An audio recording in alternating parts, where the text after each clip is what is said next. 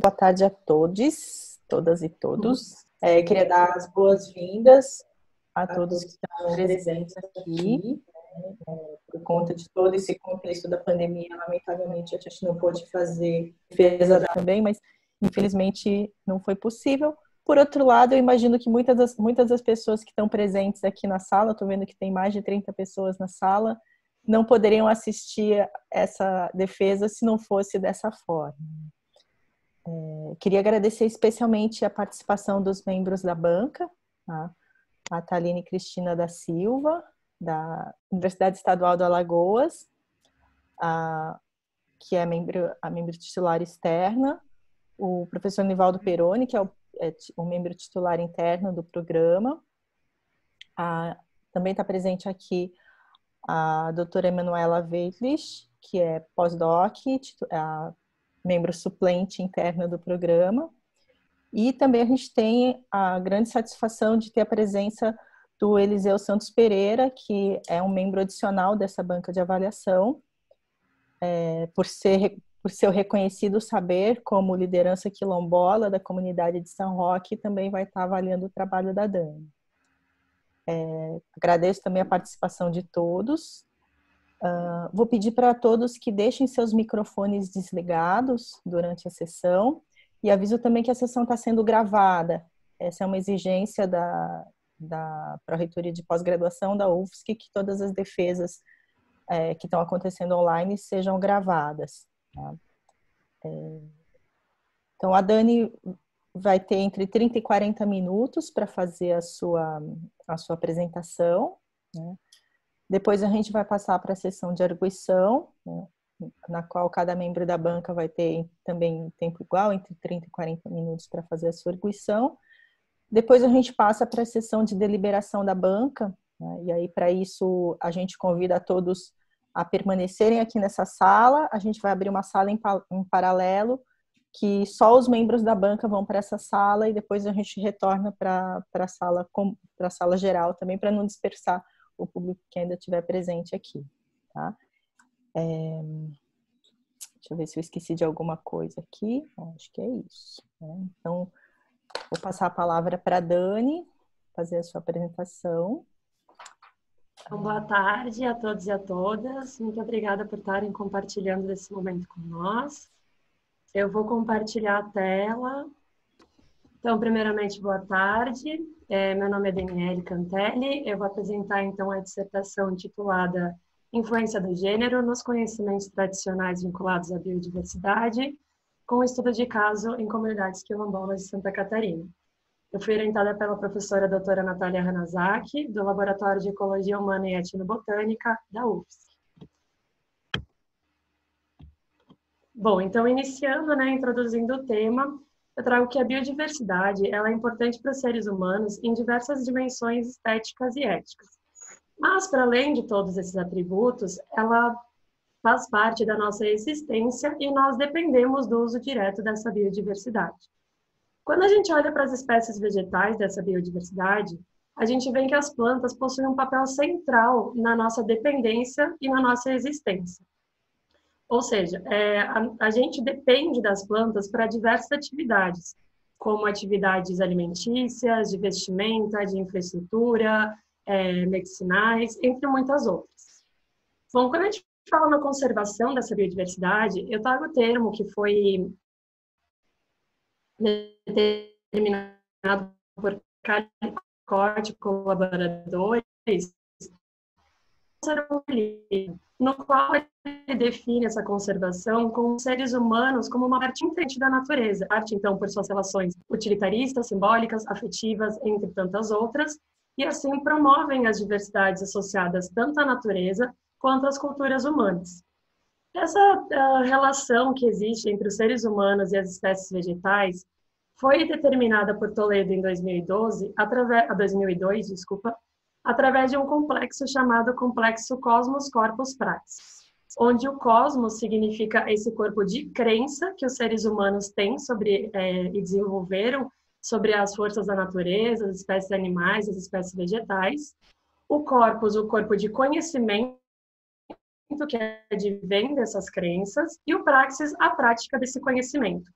Todo esse complexo unido, e quando é passado de geração em geração, permanecendo numa cultura, essas crenças, esses conhecimentos, essas práticas, esse complexo acaba por desenvolver o que em 2015 o autor Toledo, junto com Barreiras Bassol, determinaram como memória biocultural. No caso, que é esse agregado de conhecimento, crenças e práticas sendo passado de geração em geração, assumindo uma flexibilidade, mas permanecendo em determinada cultura. A etnoecologia e a etnobotânica são as ciências que estudam, então, essa relação entre os seres humanos e as plantas e paisagens, e procuram identificar, então, como essa relação pode estar possibilitando a conservação in situ da biodiversidade. Bom, a gente tem aqui algumas definições de termos que foram usados nessa dissertação. Então, quando a gente fala de gênero, a gente está falando de gênero binário, que faz referência, então, a homens e mulheres cis. A gente não incluiu outros gêneros, porque esses não foram encontrados na comunidade. Se eles tivessem sido encontrados, eles teriam sido inclusos. Quando a gente fala de organização social e papéis de trabalho vinculado ao gênero das comunidades quilombolas de Santa Catarina, a gente está falando que essa organização e esses papéis de trabalho foram influenciados pelo padrão social da comunidade envolvente. Isso por todo um histórico de racismo que essas comunidades sofreram no passado, e para ter uma aceitação social perante esse racismo e serem incluídas nessa comunidade, elas sofreram essas influências da comunidade envolvente. E quando a gente usa o termo negros e negras, esse termo foi usado com base na literatura usada para essa dissertação, e com base no termo do IBGE, que fala que negros e negras, então, faz referência aos pretos e pardos. Como também do MNU, que é o Movimento Negro Unificado de Santa Catarina, que trabalha com as comunidades quilombolas de Santa Catarina. Bom, a memória biocultural, ela pode ter diversificações externas e diversificações internas. Nesse trabalho, a gente usou como diversificação externa a Mata Atlântica e as comunidades quilombolas, e como diversificação interna a característica sociocultural de gênero. Bom, rapidamente, né, a Mata Atlântica ela é o 4º hotspot em nível de importância mundial. Ela ocupa 15% do território brasileiro e ela só tem 12,5% da sua cobertura original. Além disso, ela abarca mais de 20 mil espécies de árvores e arbustos. Bom, as comunidades quilombolas, elas são comunidades descendentes, em sua maioria, do sistema escravagista e também somado a isso, aos afro-latino-americanos. Elas são caracterizadas por identidade e território indissociáveis, processos sociais e políticos específicos que permitem a autonomia desses grupos e a sua territorialidade, buscando ser reconhecidos com base nesses caracteres específicos.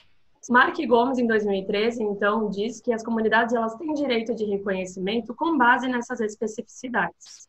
Além disso, a gente tem uma legislação no Brasil que protege e reconhece essas comunidades, que é a Constituição Federativa de 88 e o Decreto 6.040, por elas também fazerem parte como comunidades tradicionais. Bom, nessa dissertação a gente trabalhou com 4 comunidades quilombolas, sendo que 3 delas, Santa Cruz, Monte Fortunato e Aldeia, entraram através de um banco de dados que foram coletados nos anos de 2013 a 2015 pelas pesquisadoras Sofia Zanck, Julia Ávila e Kênia Oliveira. Essas comunidades, elas ficam no litoral de Santa Catarina, próximas a Florianópolis. E no meu mestrado, então, eu incluí a comunidade de São Roque, junto com essas, que fica na divisa com o Rio Grande do Sul, nos vários parques aparados da Serra e Serra Geral, e onde eu realizei meu trabalho de campo. Bom, como diversificação interna, a gente tem a característica sociocultural do gênero, que segundo a Uden e a Igli, em 2012, através do seu modelo de construção biosocial, elas caracterizam que a economia, ecologia e cultura local, somado às atividades reprodutivas das mulheres e de força e tamanho dos homens, acaba por dividir os gêneros em atividades de trabalho diferentes. Essa divisão de trabalhos é retroalimentada por crenças em padrões de gênero e pela construção social do gênero, somadas também à regulação hormonal, à autorregulação na identidade de gênero e à regulação social, que então acaba diferenciando os gêneros afetivamente, cognitivamente e por comportamento. Bom, a construção do conhecimento, ele está intimamente relacionado aos papéis de trabalho diferenciados e o acesso aos ambientes que cada gênero é motivado a desempenhar, gerando assim o que Kelkar, em 2007, determinou como domínio de conhecimento específico ao gênero, onde esse conhecimento não é, onde esses domínios, né, não são excludentes, podendo ser partilhados, parcialmente partilhados ou específicos. Em 2005, a Pfeiffer e a Butz fizeram uma revisão bibliográfica, onde elas analisaram que cerca de 5% dos trabalhos etnobiológicos incluíam análises de gênero. Mesmo que hoje essa porcentagem tenha aumentado, seja diferente, faz parte da nossa ética com a pesquisa contribuir, então, analisando todas as partes representativas de uma comunidade, preenchendo lacunas de informação e contribuindo com novas percepções sobre a biodiversidade. Além disso, a equidade de gênero é o 5º objetivo do ODS da ONU e é um caminho para alcançar a segurança alimentar, a nutrição e a agricultura sustentável, segundo a FAO. Sendo assim, então, o objetivo desse trabalho foi identificar a distribuição de conhecimentos locais sobre as espécies de plantas nativas da Mata Atlântica, considerando a diversificação externa e interna e enfatizando a complementaridade dos conhecimentos entre os gêneros. Nós escolhemos fazer esse recorte das nativas, pois nos trabalhos de 2013 a 2015, a gente viu que uma grande gama de plantas exóticas introduzidas eram citadas pelas comunidades.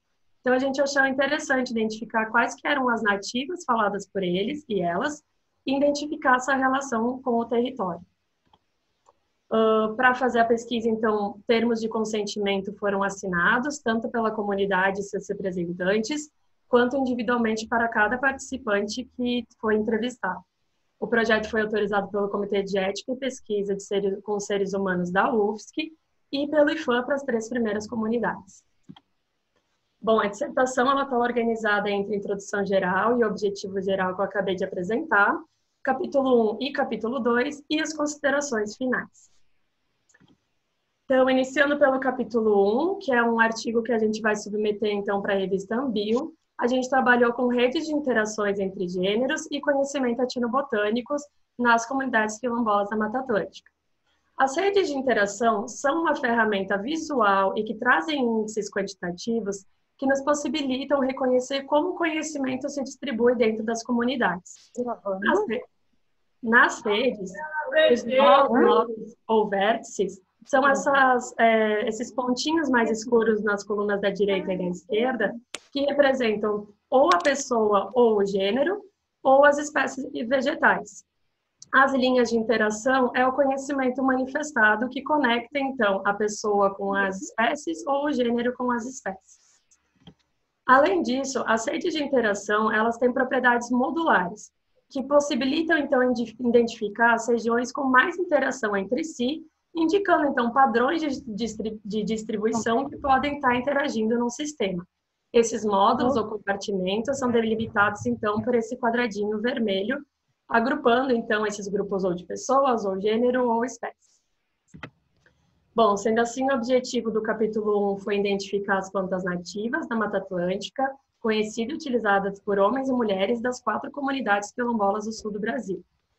A hipótese que nos direcionou foi que as mulheres manifestariam conhecimento associado aos domínios familiares e espécies de menor porte, enquanto aos homens as espécies arbóreas florestais e de outras áreas domiciliares. As mulheres espécies familiares de menor porte. Ela já me falou isso. Para testar essa hipótese, a gente virou redes de interações e usou então as propriedades modulares.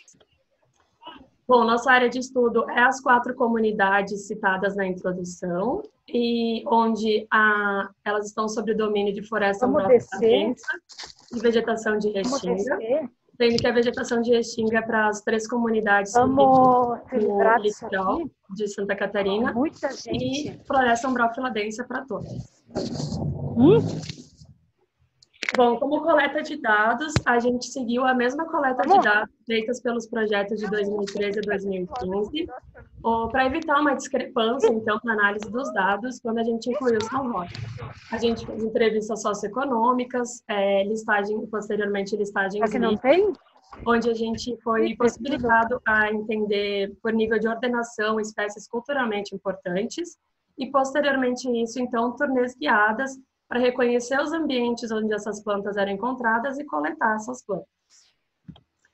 Nossa análise de dados foi feita através da identificação dessas plantas por especialistas e pelas autoras do trabalho, e as essicatas foram depositadas no Herbário Flor, da Universidade de Santa Catarina, e da EFM do Amazonas. A análise seguiu através do software RStudio, onde a gente usou o algoritmo Quambimo para determinar os índices de modularidade M, que medem, então, o quão bem essas interações podem estar separadas em diferentes modos. Para testar a significância, a gente gerou 1000 redes aleatórias a partir do procedimento de Monte Carlo. Bom, então, como resultado, a gente tem 135 plantas nativas identificadas a nível de espécie em 228 entrevistas, no qual essas 135 plantas pertencem a 74 famílias botânicas, sendo a principal família citada as mirtáceas, seguido pelas fabáceas e depois as teráceas. As principais plantas citadas por ambos os gêneros e nas 4 comunidades foram a Eugênia uniflora e a Pinha truciflora, que são mirtáceas. Na rede bipartida de interação, a gente conseguiu enxergar que o gênero masculino, para as 4 comunidades, teve uma maior riqueza na citação dessas espécies, ou seja, eles citaram mais espécies. Em contrapartida, o gênero feminino citou mais vezes as mesmas espécies, ou seja, a abundância de espécies foi maior. Assim, a gente tem as principais plantas citadas pelas mulheres, o plantago, a Alternanthera brasiliana e a Lípia alba, e pelo grupo masculino, o ficus, a cabrala cangelana e o esquinos terembitiformes. Bom, a gente resolveu usar a propriedade modular, então, para identificar quais as finalidades de uso estavam vinculadas a qual gênero. Quando a gente olha para a rede de todas as comunidades, a gente tem o agrupamento da finalidade medicinal no grupo das mulheres, formando um módulo para as mulheres apenas contendo essa finalidade, enquanto todas as outras finalidades foram agrupadas no módulo do masculino.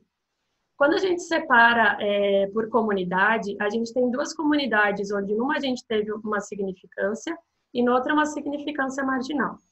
Na aldeia, a gente, além da característica medicinal, a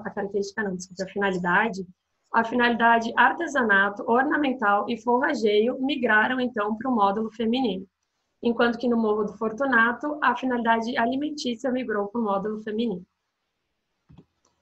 Bom, quando a gente olha, então, para o número de espécies citadas relacionadas a cada finalidade e a cada gênero, a gente vê que as espécies medicinais e alimentícias são as que mais se sobressaem. Porém, quando a gente olha para as madeireiras, a gente vê que elas sempre se sobressaem um pouquinho mais no grupo masculino, no caso aqui dessas 2 comunidades específicas, e no total para todas as comunidades. Bom, falando das medicinais e alimentícias, a gente ficou curiosa, então, para descobrir quais eram as principais plantas citadas por cada gênero.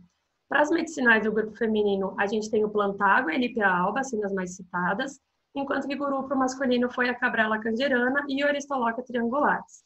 Já nas alimentícias, a gente tem a Pinha truciflora sendo citada bastante por ambos os gêneros. No agrupamento das mulheres para alimentícias, a gente tem as passifloráceas ainda junto, e para o dos masculino, a Eugênia uniflora. Quando a gente olha nas listagens livres, que também permitem identificar os locais onde as espécies citadas são encontradas, a gente vê que as mulheres falaram 50% mais vezes os ambientes de quintais, beiras de estradas e terreiros, enquanto o ambiente que mais sobressaiu para os homens foi o ambiente de mata. Sendo assim, então, a gente tem a nossa hipótese corroborada, porque a gente teve a criação de módulos distintos nas redes modulares, como também a gente teve uma distinção na quantidade e abundância de plantas citadas entre os gêneros na rede bipartida. Assim, a gente assume a característica sociocultural do gênero como um indicador da diversidade de conhecimento tradicional, no qual essa característica segue a lógica de finalidade de uso das espécies e o local onde ela é coletada. Ou seja, as herbáceas medicinais e os ambientes próximos às residências, como são os terreiros, os quintais e a beira de estrada, ficaram muito próximos às mulheres, enquanto as madeiras de lei, arbóreas, madeireiras e ambiente de mata se relacionam mais com os homens. Assim, então, a gente concorda com as autoras Saini e Fini, que falam que os papéis funcionais das dinâmicas, o acesso aos ambientes e a responsabilidade atribuída para cada gênero contribuem na construção do conhecimento tradicional das comunidades.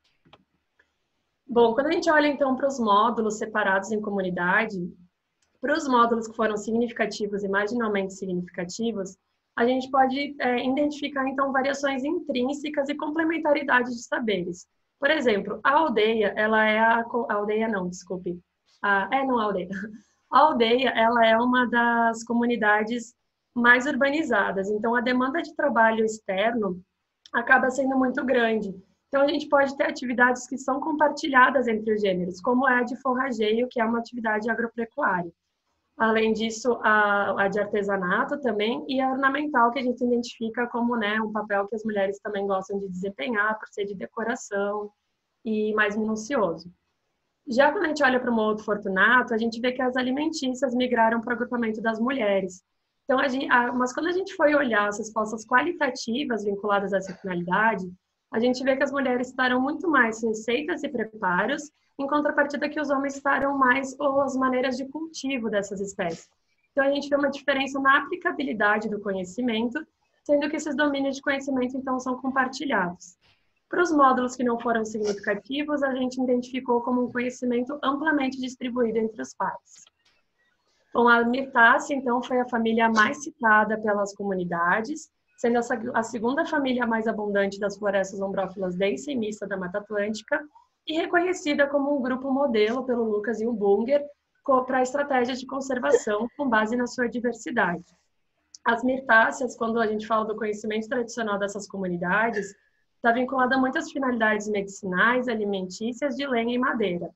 E assim a gente traz, então, que informações sobre espécies-chave, e nesse caso uma família-chave, pode contribuir em ações de planejamento de manejo e estratégias de conservação, ajudando a solucionar problemas encontrados em literatura, que é identificar o conhecimento preciso sobre a biodiversidade local através da inclusão desses atores sociais. Assim, a gente conclui, então, no capítulo 1, que o gênero é um preditor do conhecimento tradicional, que as redes de interação ajudam a analisar as particularidades na distribuição do conhecimento para a característica de gênero independente. E quando a gente fala nesse benefício nessa estratégia de conservação e planejamento de manejo, somando atores sociais e da comunidade, a gente vê um benefício de mão dupla, porque assim a gente vai estar ajudando a conservar a biodiversidade ambiental, trazendo a comunidade como uma parceira, e também ajudando a manter vivo e contínuo esse conhecimento tradicional através da sua valorização e visibilidade. Bom, então, partindo para o capítulo 2, que é um artigo que a gente vai submeter para o Journal of Ethnobiology and Ethnomedicine, a gente trabalhou com gênero, conservação e ferramentas participativas. Como a gente viu, aqui a gente traz de novo, o gênero ele é uma característica que influencia nos processos de aquisição, processamento e transferência do conhecimento. E a pesquisa participativa é uma ferramenta que ajuda a analisar diferentes percepções, incorporando o conhecimento tradicional ecológico, traz a comunidade como uma protagonista, empoderando essa comunidade, e ajuda também a analisar os diferentes grupos sociais e os valores atribuídos aos recursos vegetais por esses grupos, consolidando então a autonomia desses grupos sobre o seu território. A Mata Atlântica, ela tem cerca de 10% do seu território em unidades de conservação, e muitas dessas unidades de conservação têm sobreposição com territórios tradicionais. Sendo assim, essas comunidades são corresponsáveis pela conservação in situ da biodiversidade nesses territórios. Assim, o objetivo desse capítulo foi identificar o conhecimento associado novamente às plantas nativas da Mata Atlântica em uma comunidade quilombola que tem seu território sobreposto a uma unidade de conservação. Nós delineamos esse objetivo para dar suporte às discussões e ações de manejo sustentável e conservação do território, através de uma pesquisa participativa, consultiva e colaborativa. Como objetivo específico, a gente tem a identificação da diversidade dos conhecimentos entre os homens e as mulheres da comunidade remanescente de Quilombo São Roque sobre as plantas nativas da Mata Atlântica, buscando compreender a percepção dessa comunidade em relação à disponibilidade, extração e importância cultural das plantas nativas no território, para assim a gente somar no propósito de integração do conhecimento tradicional e técnico-científico em prol da conservação da biodiversidade. A área de estudo, então, foi a comunidade quilombola São Roque, que tem seu território sobreposto aos parques aparados da Serra e Serra Geral. Durante muitos anos, né, praticamente 10 anos, tanto os parques quanto a comunidade viviam em uma situação de conflito, que foi pacificada através de um termo de compromisso assinado por ambas as partes. E nesse termo de compromisso, então, tem as porcentagens de sobreposição do território, que é de 36,42% do território quilombola é sobreposto aos parques, porém a área e uso de ocupação desse território é de apenas 0,078%. No termo de compromisso, a área pretendida pela comunidade para uso e ocupação é de 9,69%.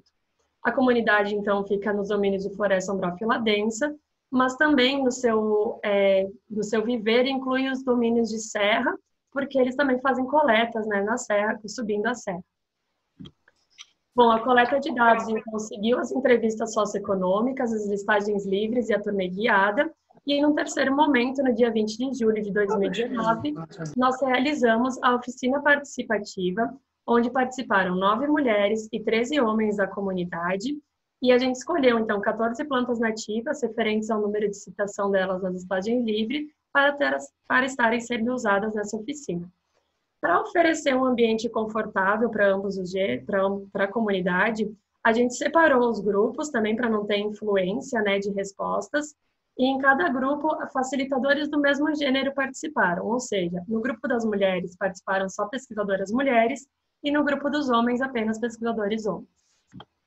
Bom, a gente teve 4 atividades durante essa oficina, sendo a primeira a ferramenta de 4 células, onde a gente cruzou disponibilidade ambiental com intensidade de coleta, sendo que o quadrante inferior direito é o quadrante de risco, pois ali estariam as espécies que seriam muito coletadas e pouco disponíveis.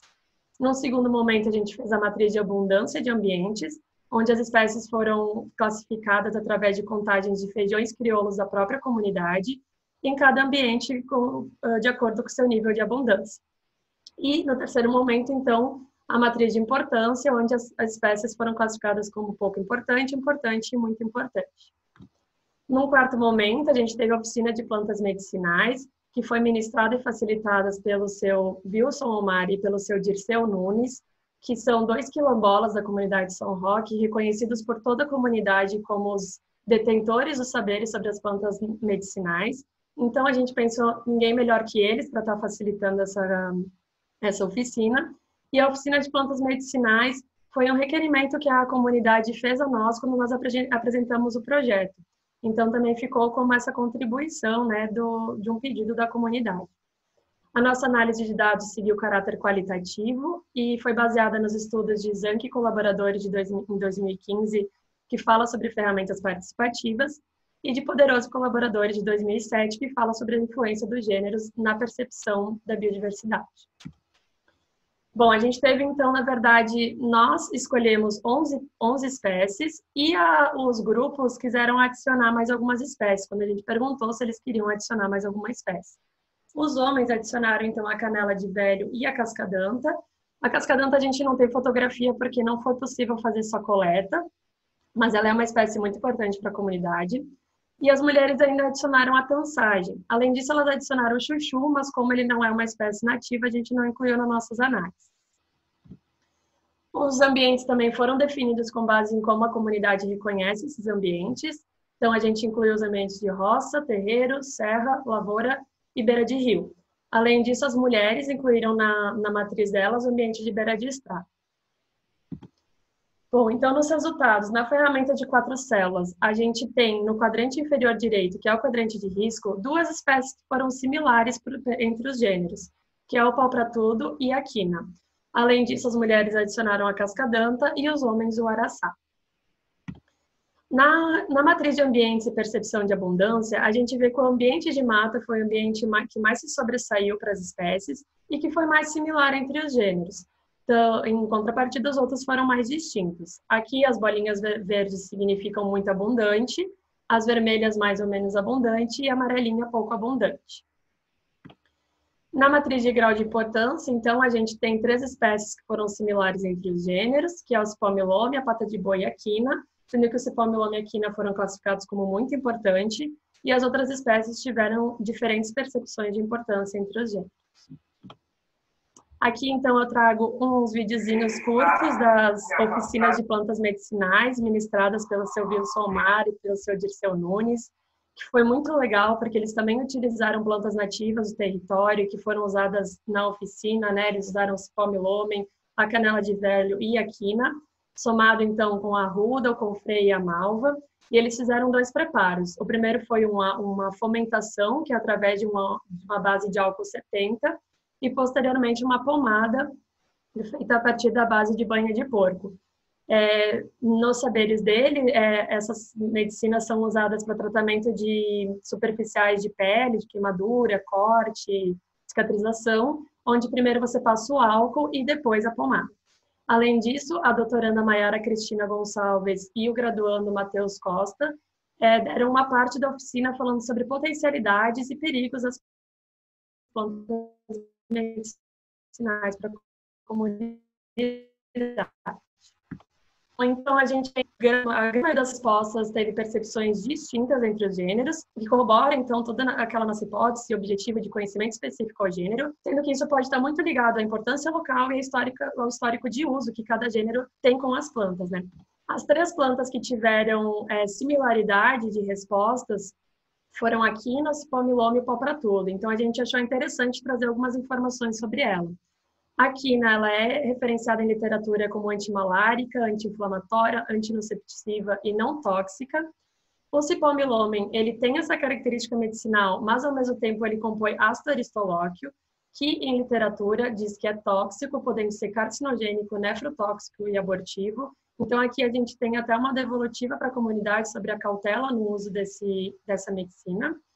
E o pau-pra-tudo, assim, não tendo muita importância relacionada a ele nas oficinas, mas sendo colocado no quadrante de risco, é interessante olhar que, quando a gente olha para a flora ameaçada da SEMA de 2014, ele é classificado como vulnerável também, alinhando, então, essas percepções da comunidade e técnico-científicas. Bom, essa similaridade de percepção, então, forma esse corpo de conhecimento que é homogeneizado.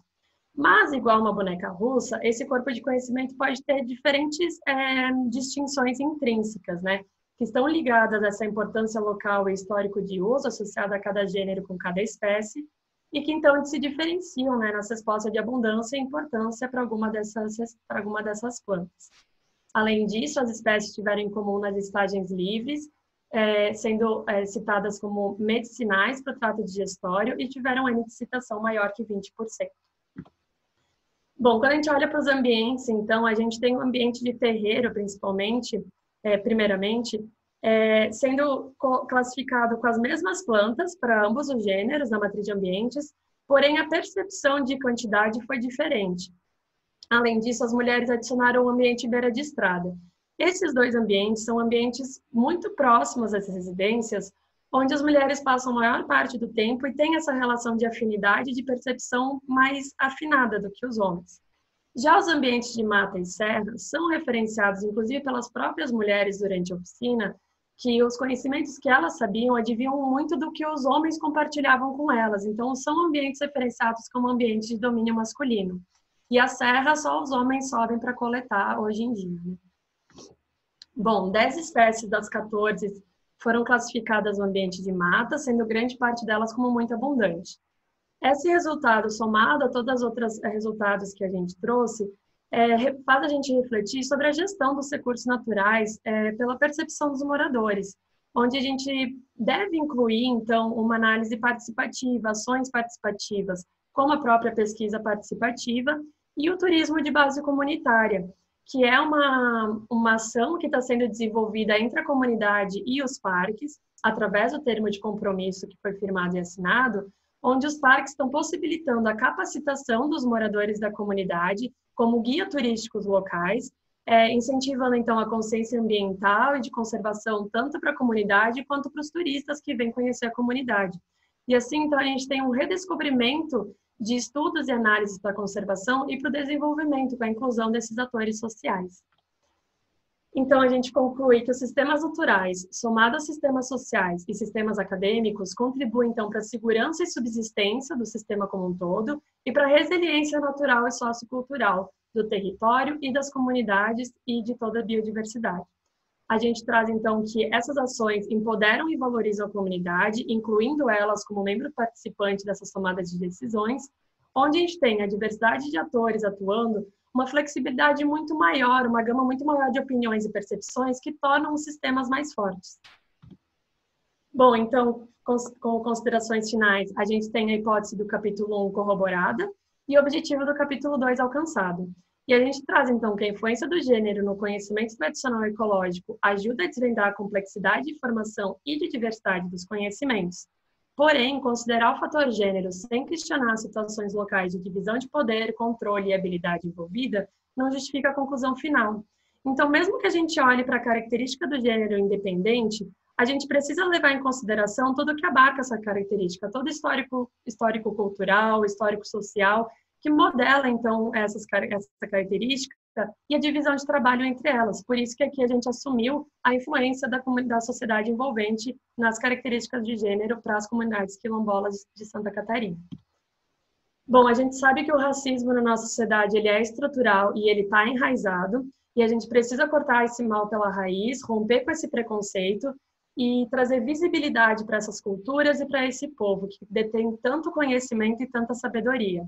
Além disso, a gente sabe que o agronegócio está destruindo com a nossa biodiversidade, está desmatando todas as nossas florestas e que faz a gente refletir, então, sobre os impactos que isso pode trazer.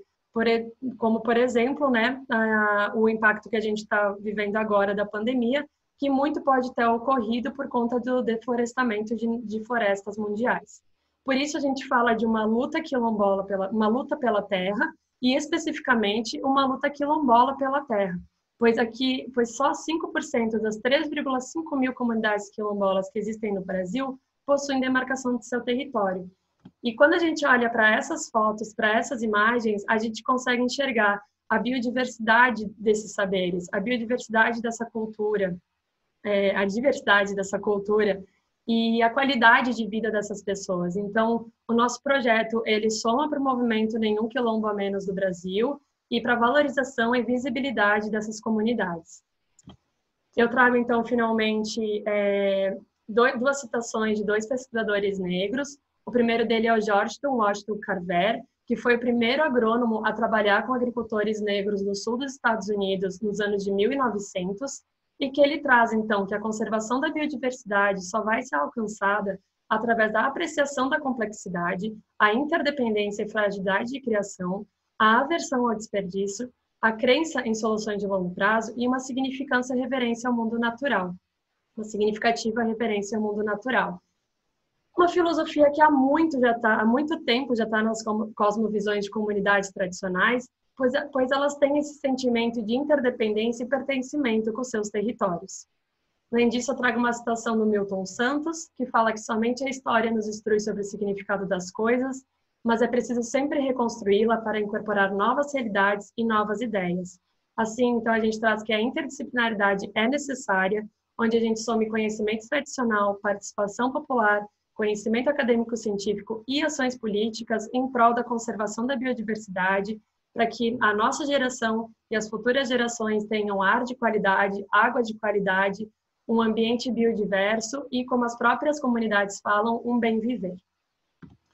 Eu queria agradecer principalmente à comunidade quilombola São Roque, que nos recebeu de forma tão receptiva e carinhosa, às comunidades Santa Cruz, Aldeia e Morro do Fortunato, que me possibilitaram usar essas informações. E aqui eu gostaria de fazer uma homenagem aos quilombolas de São Roque, Salustiano Navoro Oliveira e Dona Davina, que sua esposa, que vieram a falecer durante essa trajetória e que eu tive a honra e a oportunidade de conhecer eles, compartilhar conhecimentos, saberes, chimarrões, cafés e muitos sorrisos. E aqui nesse projeto, então nesse trabalho, eu eternizo a memória deles e honro essa memória. Também quero agradecer esse mundaréu de gente, né, que sem essas pessoas eu não teria feito metade do que eu fiz. Em especial, eu quero agradecer a minha colega de campo e melhor amiga, Maiara Cristina Gonçalves, que desde o início segurou a minha mão e não soltou em nenhum momento até agora, inclusive nos momentos mais difíceis que a gente passou, e que, por ser essa minha parceira, ela recebe coautoria dos 2 artigos que vão ser submetidos e de qualquer outro que advenha dessa pesquisa. Agradeço a minha orientadora, Natália Hanazaki, que aceitou esse desafio que foi me orientar e se tornou uma grande parceira e amiga, ao fotógrafo Danilo Barreto, que também participou voluntariamente e tirou fotos incríveis dessa comunidade. A equipe do laboratório, né, que compartilhou tantos saberes, críticas, opiniões, cafés, sorrisos, celebrações. A equipe, os meus amigos, né, que aguentaram todos os meus devaneios e processos criativos e reflexões. A todos os colegas que auxiliaram, então, nos trabalhos de campo, né, possibilitando tornar cada vez mais possível essa pesquisa e conhecendo essas comunidades. E a minha família, né, que sem ela não seria nada e que faz essa base tão forte e me tornando essa pessoa tão determinada a alcançar meus objetivos que eu sou. Agradeço ao ICMBio, então, por ter possibilitado a gente realizar as pesquisas do parque, a CAPES por financiar o meu sonho, a Universidade Federal de Santa Catarina por ser pública, gratuita e de qualidade, e ao PPG-FAP, então, por compartilhar tanto ensino. Aqui eu faço mais uma homenagem a essas duas mulheres maravilhosas, a minha avó paterna, Dilza Baú Cantelli, que veio a falecer há 1 ano, e por isso que eu escolhi a data da defesa sendo essa semana, para honrar a memória dela, e que me ensinou, então, o respeito que a gente tem que ter à memória e ao conhecimento tradicional. E a minha querida amiga Andréia, que teve de ir tão cedo, durante essa trajetória do mestrado, inclusive, e que foi a pessoa que mais acreditava em mim, que me apresentou o universo da etnobiologia, sendo minha colega, minha orientadora, minha melhor amiga e minha irmã de vida, e é a quem eu dedico essa dissertação e todo esse amor e palavras compartilhadas, porque sua falta será sempre sentida. E não menos importante, também honro a memória da minha gatinha, que acompanhou também todo esse processo, a Clarinha, e que faleceu também durante esse processo. Finalmente, então, eu trago a estrofe de um rap feito por pessoas negras e que traz o movimento da quilombagem no seu título e que fala exatamente tudo que a gente se propôs nesse trabalho, né? Que é pela força da palavra tamo aí, representando todas as raízes que foram cortadas, todas as raças que foram subjugadas. E lembrando que nós somos uma só raça, estamos nesse mundo para isso, revolucionar, soltar as amarras. Pela força da palavra estamos aqui, relembrando nossas raízes. Muito obrigada. Obrigada, Dani. A parte chata das apresentações online é essa, a gente não consegue ouvir os aplausos de todos, mas tenho certeza que tem muitas pessoas aplaudindo. Tem várias palminhas acontecendo aqui. Muito bom, muito obrigada, Dani, pela apresentação. Eu que agradeço. Vai passar, então, para a etapa seguinte dessa arguição,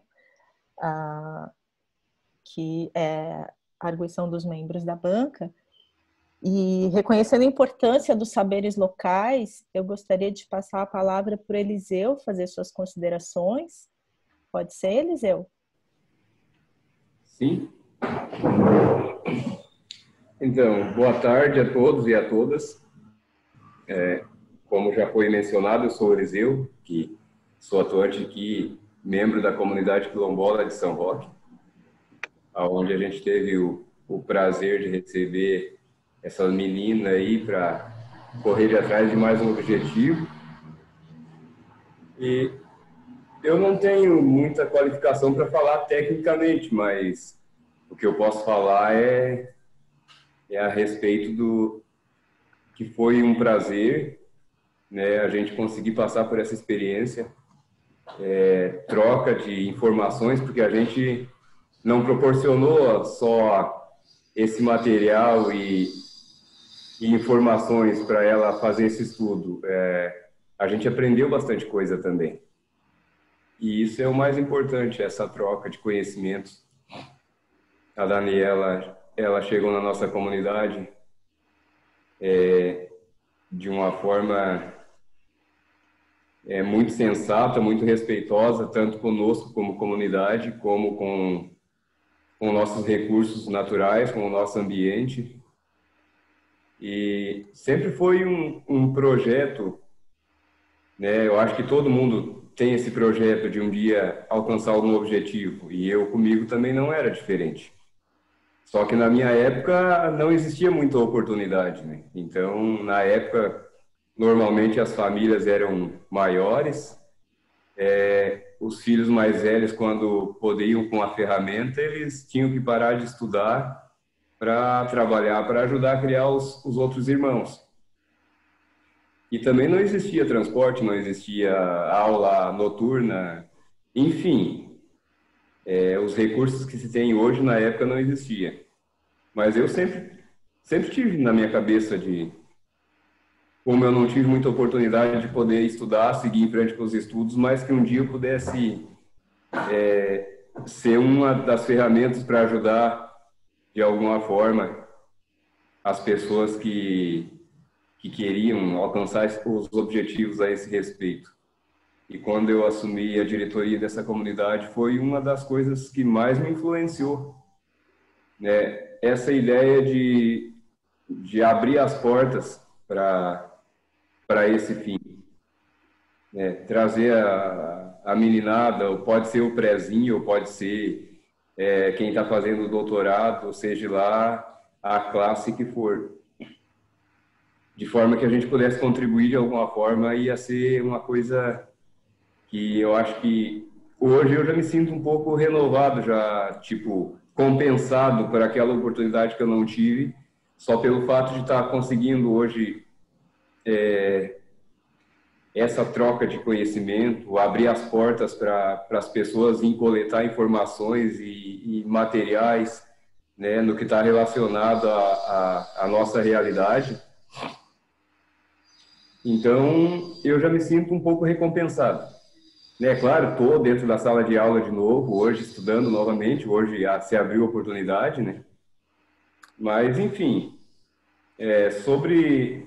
eu não sei de qual é a forma mais correta a falar, como eu já falei, tecnicamente eu não iria conseguir, até porque na apresentação da Daniela aí já ficou muito bem especificado, tecnicamente, né, qual é o objetivo dela.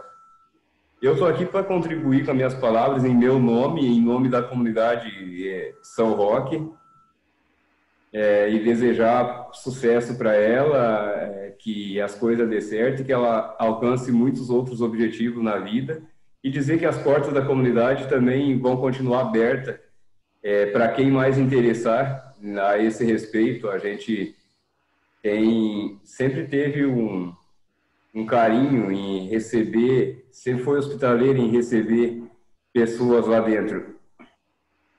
E hoje, se somou-se, além do prazer de receber os estudantes lá dentro da comunidade, ainda se somou-se mais o prazer de poder aprender alguma coisa também, sabe?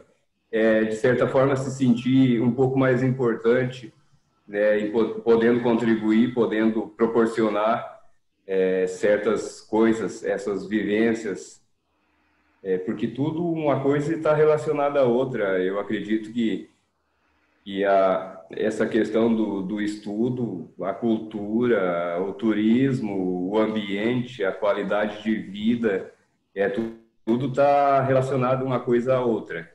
E tudo isso também está relacionado ao coletivo, né? Eu vendo ela falar agora do mundaréu de gente que se envolveu nessa demanda, né? Eu volto a dizer que tudo isso aí está relacionado a um coletivo. Com certeza, se a pessoa fosse tentar fazer sozinha, não iria conseguir mesmo. Então, eu, de certa forma, eu agradeço também o apoio da comunidade. Tem outras pessoas também parceiras, né? Professora Silvia, que também me abriu as portas para vir poder acompanhar aqui da sala dela aqui. Enfim, eu acho que é difícil dizer muita coisa, e também é difícil de ser até objetivo nesse momento, né? Eu estou muito feliz, e só tenho a agradecer mesmo a todo mundo e sempre me colocar à disposição.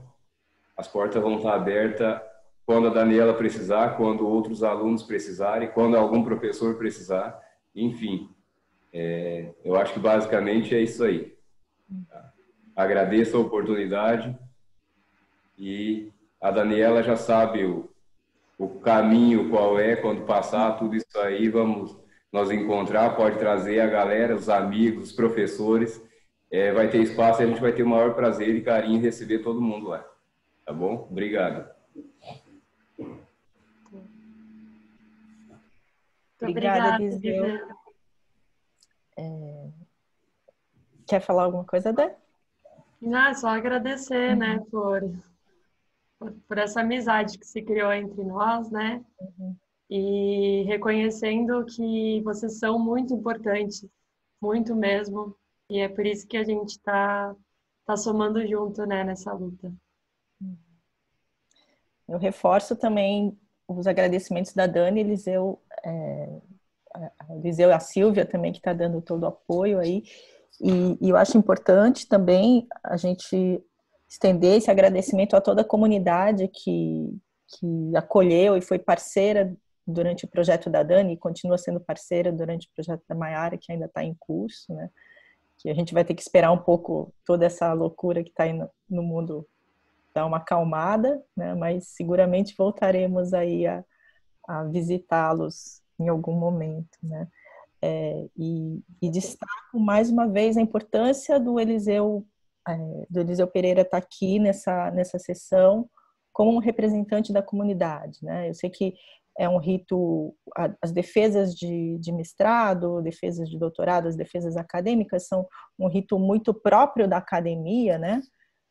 E para as avaliações dos trabalhos, a gente procura sempre convidar especialistas, né, que vão analisar o trabalho e fazer suas considerações. E para a gente é muito especial ter a tua presença aqui, Eliseu, como um especialista local que se dispôs a estar lendo o trabalho, está conhecendo o trabalho da Dani, né, e está contribuindo também com as suas colocações. Tá? Então, para a gente é realmente muito especial tê-lo presente aqui nessa sessão.